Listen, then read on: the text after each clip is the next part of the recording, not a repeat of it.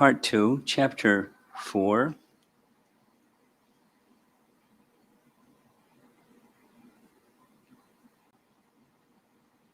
Text 265.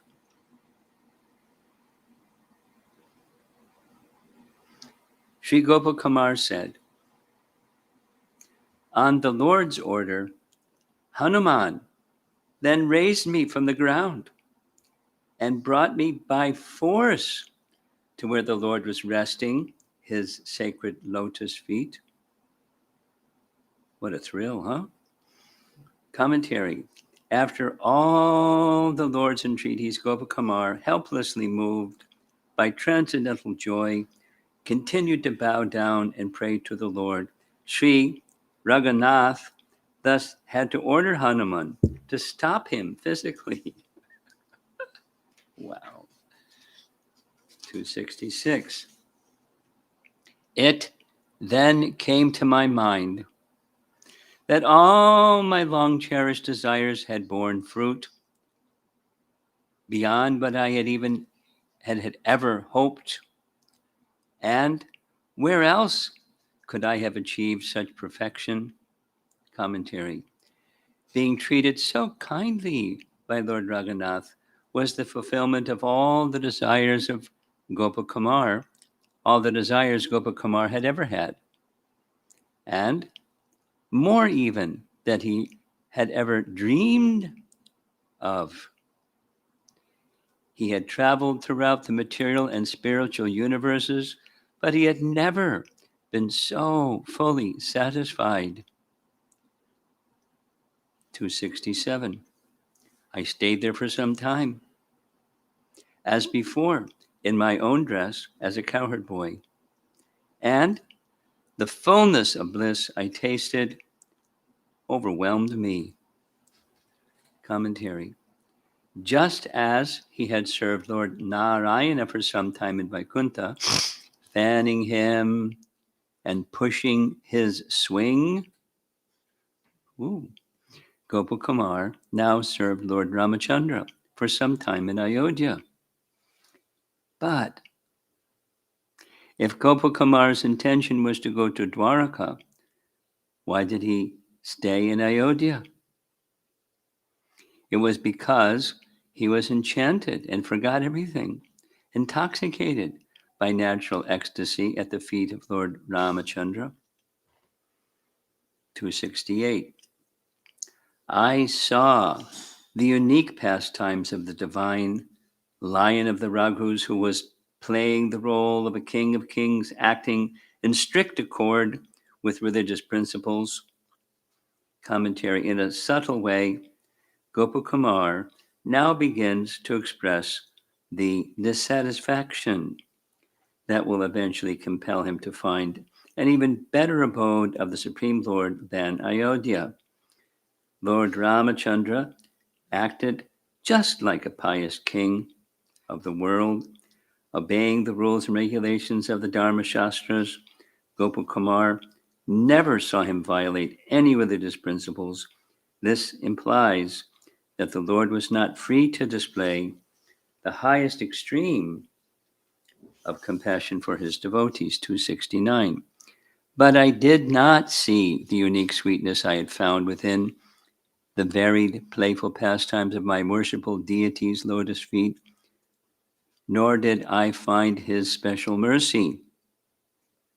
Commentary. Because of great respect for Sri Gopaladev, Gopakumar refers to him here by using the plural phrase, Ishtadeva Padanam, referring to his feet, rather than speaking his name. Lord Gopal has certain pastimes that Lord Ramachandra doesn't like, attracting the universe with the music of his flute and enchanting the gopis in various ways. Moreover, Gopakumar, in his private meditations, would have very friendly dealings with Madan Gopal, including exchanges of embraces and kisses. In contrast, Gopakumar's relationship with Lord Ramachandra was more formal. 270, 271. Thus, even there in Ayodhya, I seemed unhappy, shokam. But by hearing from Sri Hanuman the glories of Sri Ramachandra's lotus feet, and by directly seeing Lord Ram myself, I dispelled that mental distress. Dukkam, shokam, and dukkam are the words.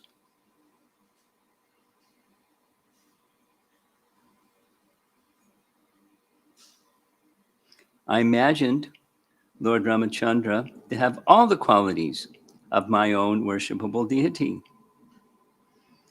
Commentary: in Ayodhya, Gopakumar only seemed unhappy. Shokam iva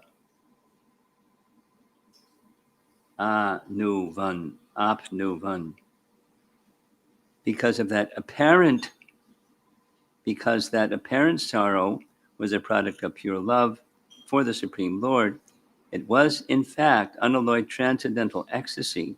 By hearing Hanuman glorify Lord Rama's humility, simplicity, respectfulness, and other sublime qualities, Gopakumar would be struck with wonder.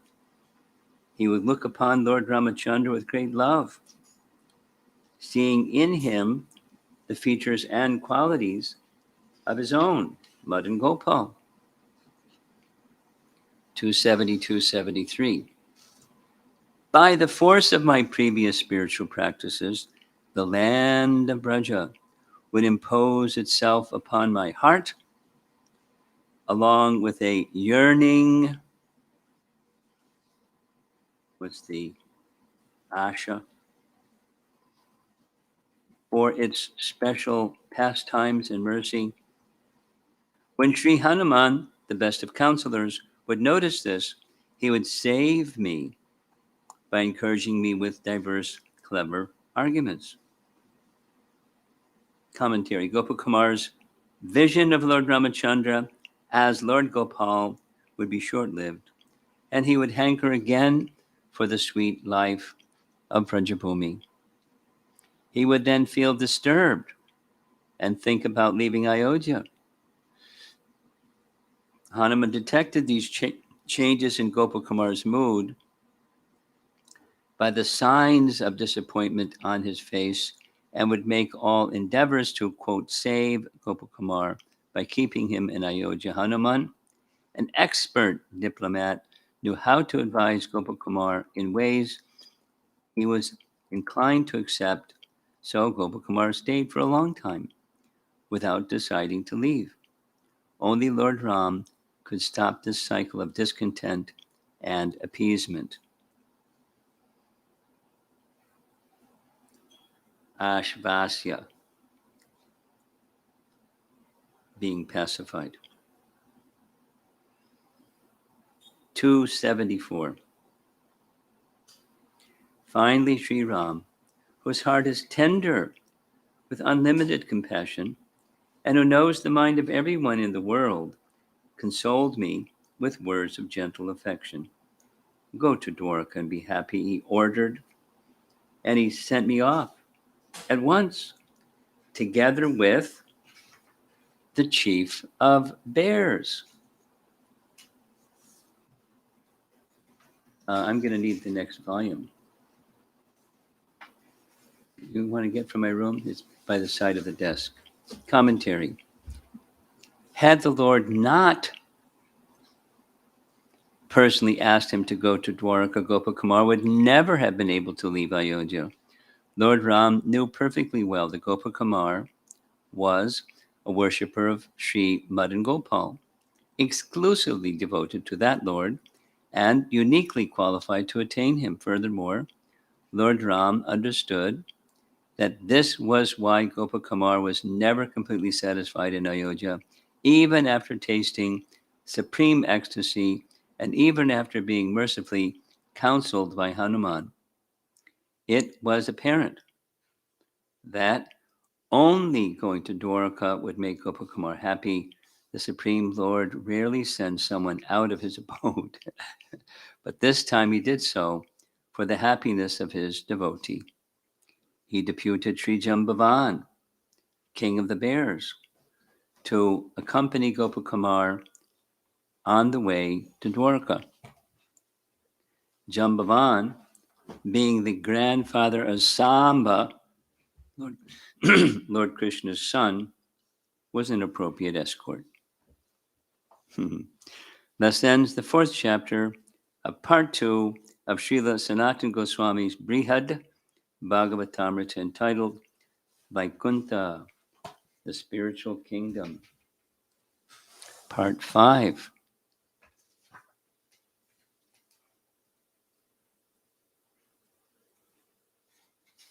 Sri Gopakumar said, I then went to Dwarka. There I saw various groups of Yadavas along with their children.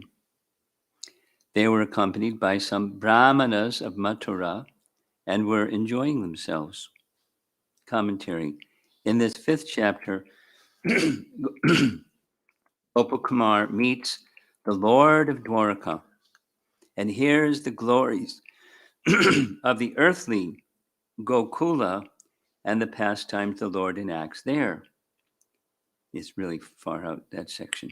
By understanding the glories of that Gokula, he comes to know the glories of Krishna's planet, Goloka, in the spiritual sky. This is the far out chapter.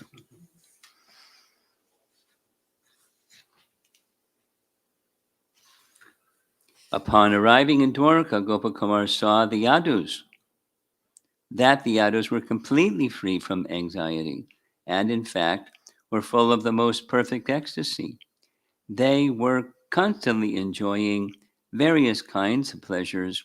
He saw large numbers of them assembled in groups. And besides the adults, he saw many children also. Text 2. I had wandered everywhere, but never before had I seen such a perfection of charm as that which shone in them. What's the word for charm? Madurim nam, all kinds of attractiveness. Para kasta, ultimate perfection.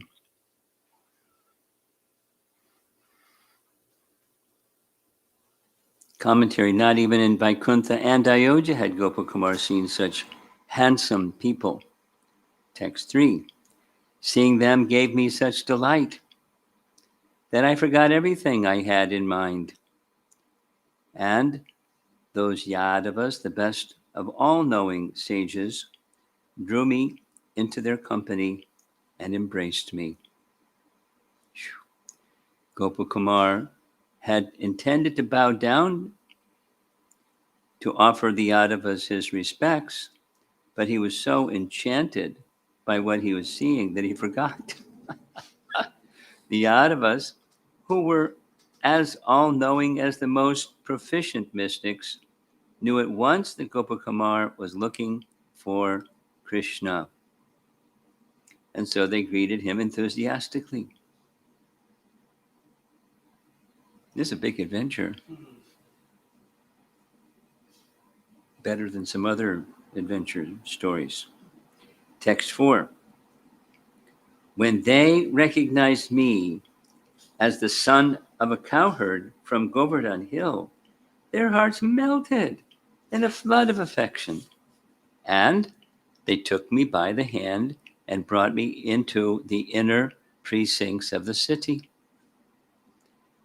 From a distance, I saw the personality of Godhead brilliantly manifested at leisure in a vast assembly hall.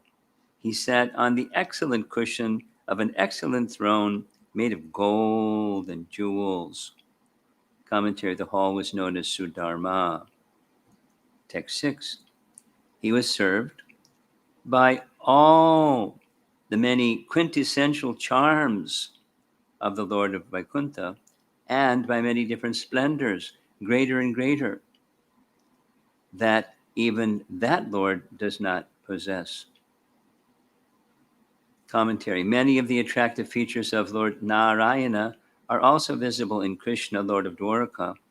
A beautiful mouth, eyes, and so on, fine ornaments, opulent paraphernalia, and such pastimes as chewing pan and sitting on a throne.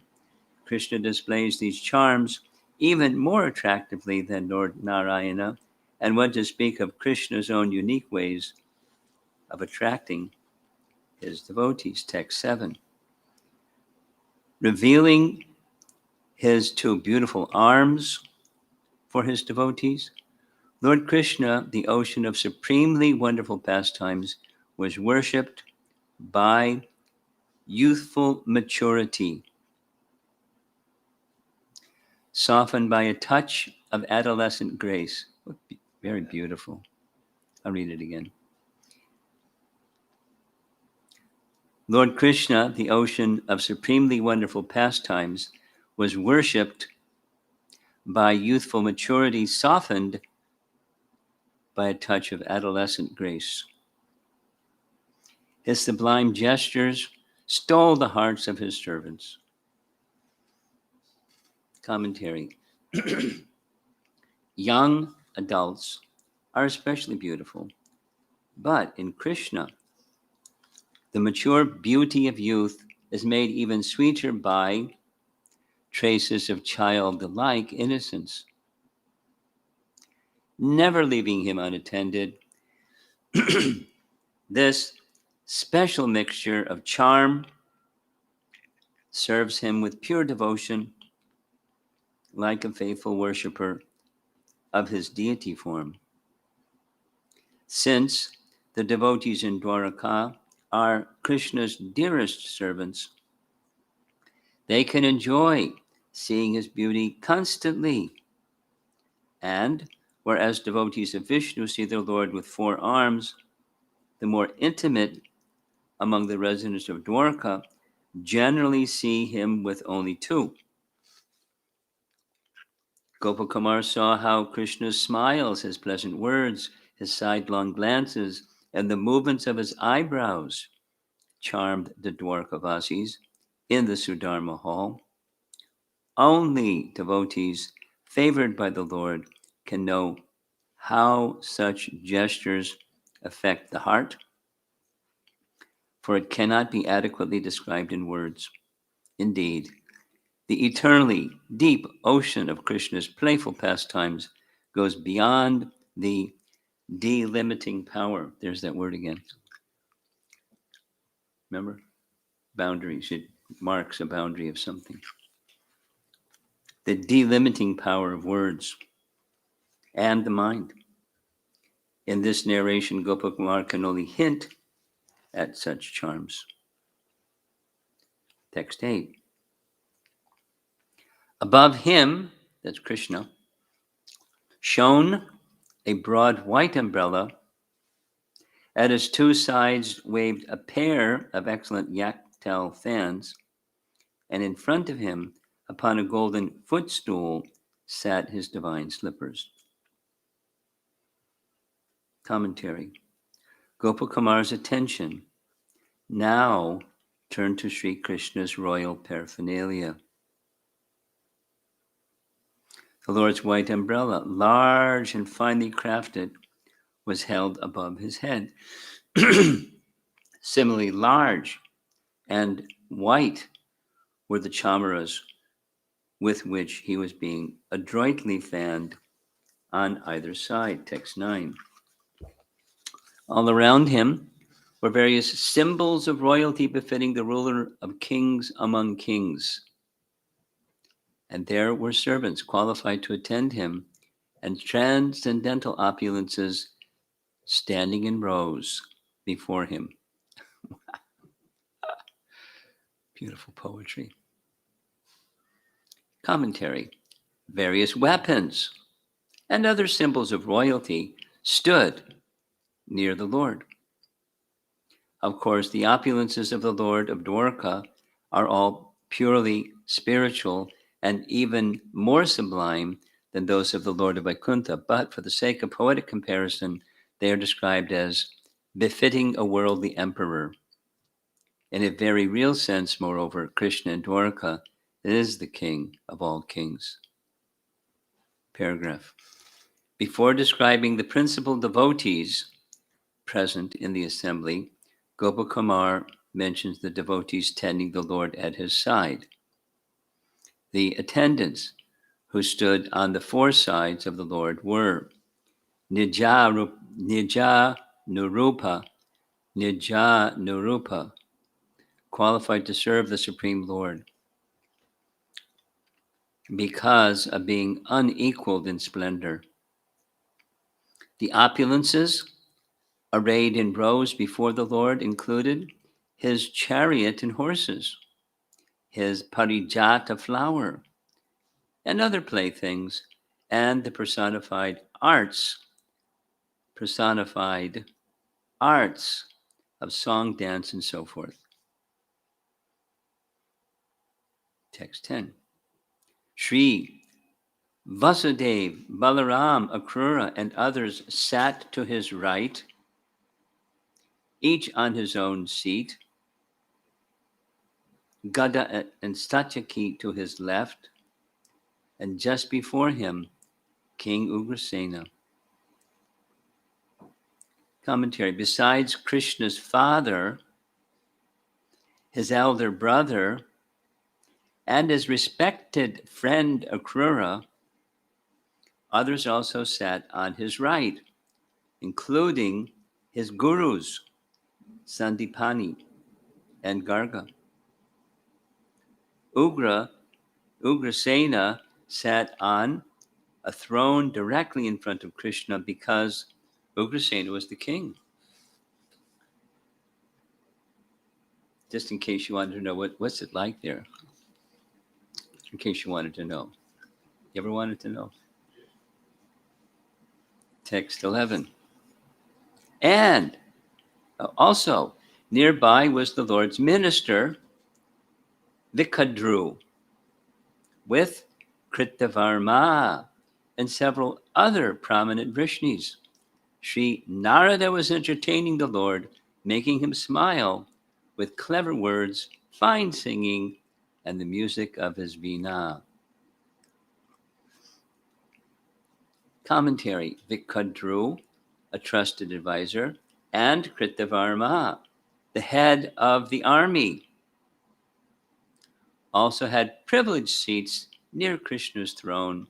The same Narada, whom Gopakumar had seen in Vaikuntha, was wandering about the assembly praising various Yadavas with good humor. Text 12. Sri Garuda stood before the Lord, glorifying him with prayers, and Uddhava massaged the Lord's lotus feet and pleased him with affectionate, intimate remarks. Commentary. As Krishna's dearest friend in Dwaraka, Uddhava has the privilege of massaging the Lord's feet in the Sudharma Assembly Hall. Being so close to the Lord, he can say things that others present should not overhear. He is also a disciple of Brihaspati, the master of speech. And so he is a perfect scholar and Krishna's favorite advisor.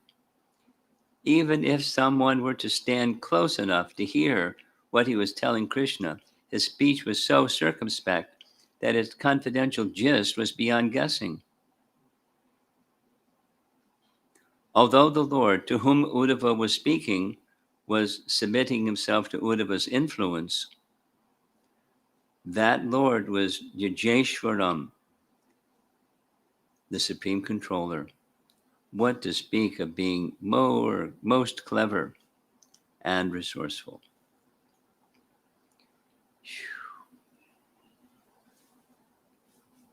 Text 13.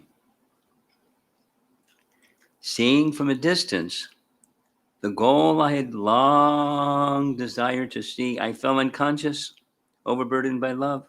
Then the Lord, brimming with the exalted rasa of affection, told Uddhava to bring me close. Text 14. Uddhava quickly came forward, delighted to see me in the dress of a cowherd boy. He carefully lifted me from the ground, brought me back to full awareness, and led me to the Lord's side with both hands. Commentary. Since Uddhava has a special attachment to the residents of Gokula, he at once recognized Gopakumar's dress, and he quickly left his service of massaging Krishna's feet to carry out the Lord's order. Text 15. Then the Lord, wanting to lift me up and draw me to his side, placed his feet close to me, and Uddhava with his own hand firmly touched my head to those feet.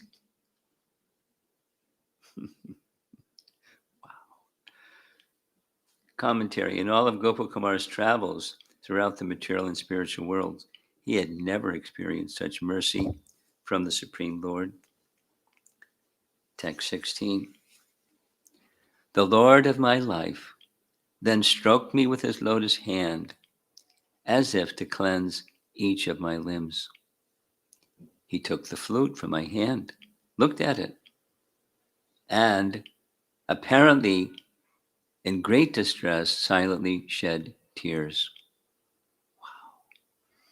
Commentary. Although Krishna was in the august assembly of royalty, he was unable to check his emotions when Gopakumar came near him.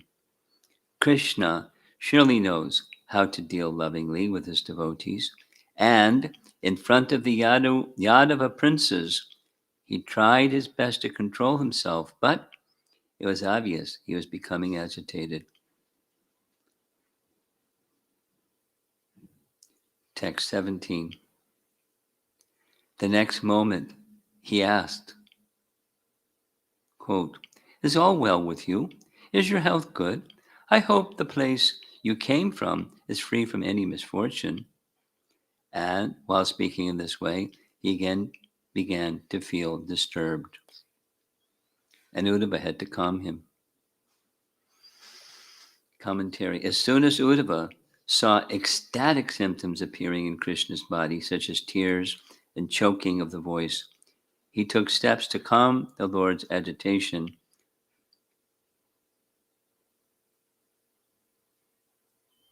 He took steps to calm the Lord. There we go. Krishna's agitation was caused by the questions he had asked about Gopakumar's hometown. Strictly speaking, inauspicious forces cannot enter the Dwarka or Vaikuntha, where Gopakumar was present. They can enter only into the Vrindavan and Dwarka on earth. But Sri Krishna is always in the mood of his abodes on earth, which are ultimately identical with his abodes in the spiritual sky. Sri Narada will later elaborate on this esoteric truth. I mean, this is such a literature. Shoo-wee. Text 18. In Chaitanya Charitamrita, in a section that's giving, the Chaitanya tree and lists Sanatan's name and gives a little. He said he's the author of Brhad Bhagavatamrita. If anyone is interested in the devotee, devotion, and the Supreme Lord, they must read Brhad Bhagavatamrita. That's all he says. With the text 18, with a gesture, Uddhava indicated to the Lord those present before them in the assembly, Vasudeva and the other Yadavas, and many kings and demigods and sages. Commentary. Uddhava moved his eyebrows to remind Krishna of the presence not only of Vasudeva and the other Yadus, but also of kings like Yudhisthira, demigods like Indra, and sages like Gargacharya. As we have understood, From the philosophical explanation by Narada, these kings, demigods, and sages are all eternal associates of the Lord who reside in the Dwarka. I don't know why it has the Dwarka, within Vaikuntha, just as they reside in the Dwarka on earth, to enhance the Lord's enjoyment of his pastimes. Gopakumar will see many of these devotees again when he reaches Goloka. Stay tuned. Text 19. The Lord opened his lotus eyes and glanced at the people in front of him. With difficulty, he somewhat calmed himself and then got up to enter his inner quarters. Because I had now attained the Lord of my life, for whom I had yearned for so long, I was immersed in an ocean of joy. I had no idea what to say or what to do. Text 21. As the chief of the Yadus began leaving, the Lord honored them with items such as pan and sandalwood paste. Holding my joined palms in his right hand, he took me with him as he entered the inner palace with Balaram and Uddhava. Ooh. Commentary. Krishna, standing up, ended the official business of the assembly, so the Yadus all began to leave. Gopakumar, however, was escorted by the Lord himself into the Lord's private quarters. The Lord took hold of Gopakumar's hand very firmly. Text 22. It's going to be tough to stop whenever we stop. Text 22. The Lord's 16,108 queens happily followed their husband, along with their maidservants, and in front, the queens placed their mothers-in-law, Sri Devaki and Rohini. Commentary. Immediately after Krishna entered his quarters, his queens and their attendants followed him. They showed proper respect to the mothers of Krishna and Balaram by having them enter first. 23. Among the queens were the goddesses Rukmini, Satyabhama, and Jambavati, and Kalindi, and Mitravinda, and Satya, Bhadra, and Lakshmana. The word Devi, or Supreme Ruling Goddess, here refers specifically to Satyabhama, who is especially dear to Krishna, but it also refers to all these queens. Text 24. The Lord's other queens followed, headed by Rohini, all of them fit in every way to be his consorts, and all honored by groups of suitably qualified maidservants. Commentary. This Rohini is different from Lord Balaram's mother. Sri Shukadev Goswami confirms that Rohini was the leading princess rescued from the fortress of Bhaumasura. In Bhagavatam 10:61-18, after listing the sons of Krishna's first 8 queens, Shukadev says, Diptimams, Tamra, Tatradya, Rohinyas, Tanaya, Hare, Diptiman, Tamra Tapta, and others were sons of Lord Krishna and Rohini. Unquote. Paragraph. All of Krishna's queens, beginning with Sri Rukmini, are fully qualified to be his consorts. We can deduce, therefore, that they are super excellent in all ways, just as he is. When the queens entered the inner palace, maid servants followed them, each maid servant exactly suited to her queen's personality. For the service of the queens, these attendants carried such items as palanquins, chamara fans, and boxes containing pan. 25. When his two mothers and all these queens surrounding him shyly, the Lord entered his palace, followed also by several groups of young sons who added to the splendor of that procession. Within his palace, he concealed the emotions he was feeling, and with apparent pleasure, he sat down on the best of thrones. Commentary. Last in the procession that entered the Lord's quarters were his sons, led by Sri Pradumna and Samba. Upon entering, Krishna hid the agitation he felt, brought on by vividly remembering Gokula, and sat down on his throne. To satisfy his mother Devaki and the queens, but especially to put Gopakumar in a good mood, he outwardly appeared happy. Rishta. But in any case, having Gopakumar with him was almost as good as being back in Gokula, and so he had reason to be happy. 26. But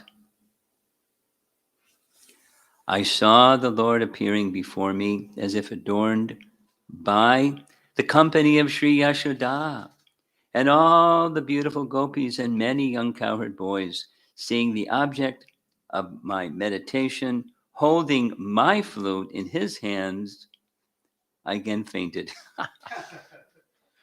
overwhelmed by delight. Commentary. In his meditation, Gopakumar had always worshipped his Sri Madan Gopal Dev, who, unlike Lord Krishna in Dwaraka, always carries his flute. But now, Krishna has just taken Gopakumar's flute in his hand and was still holding it.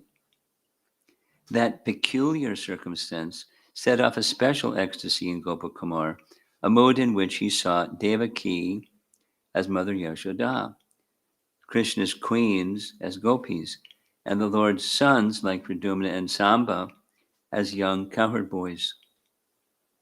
In Gopakumar's rapture, Krishna's own beauty remained unchanged, and so did that of Sri Balaram's mother Rohini, who has the same personality in both Vrindavan and Dwarka.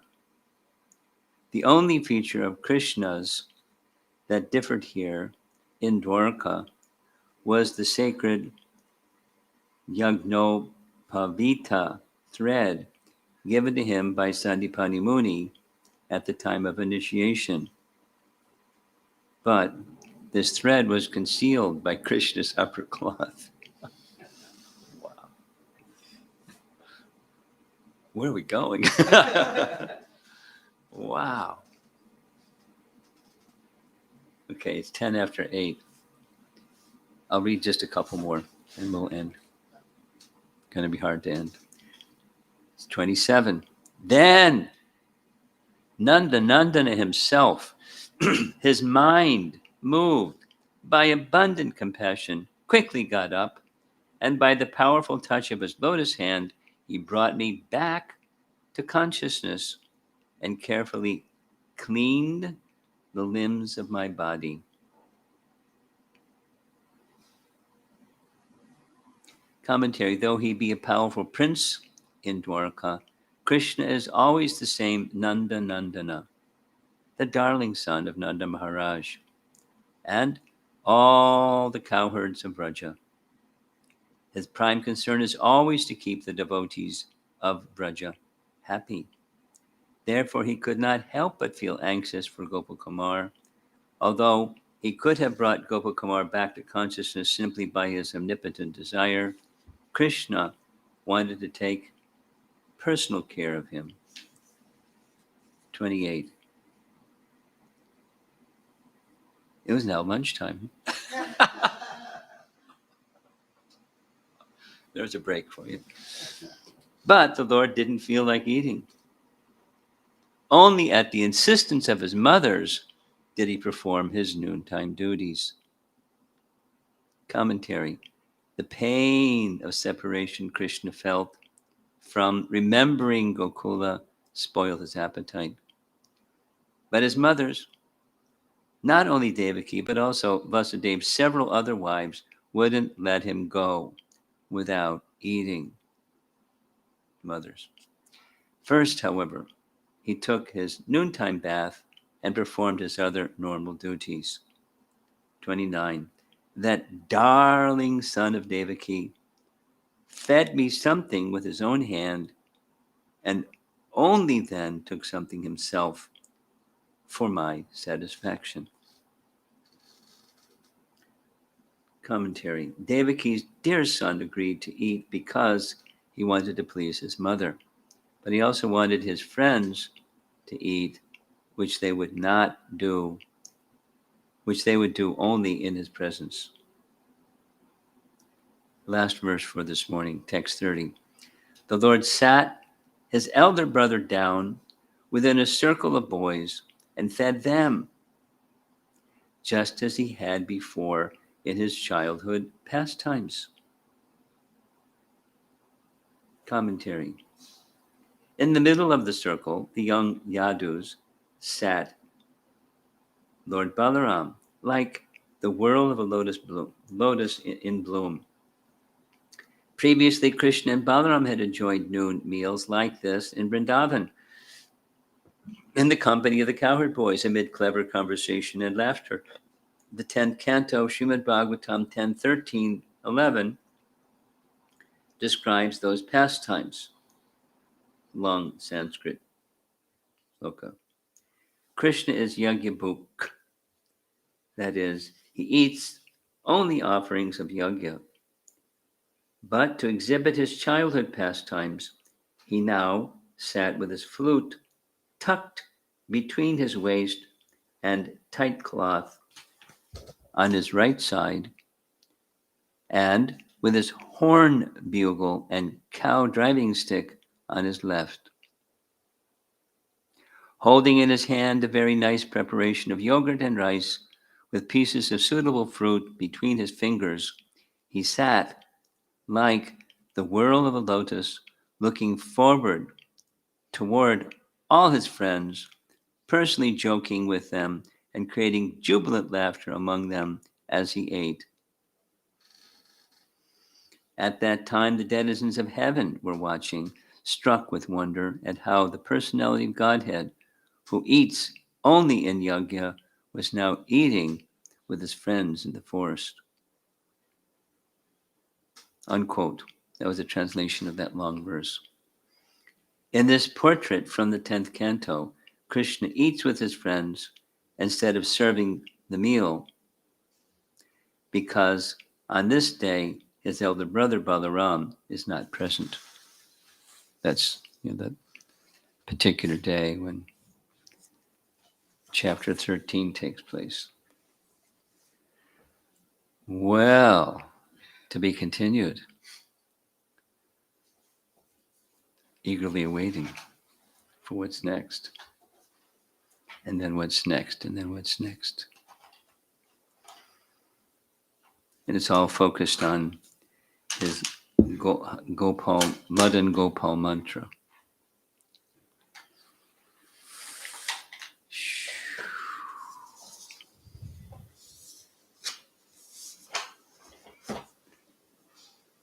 Srila Prabhupada ki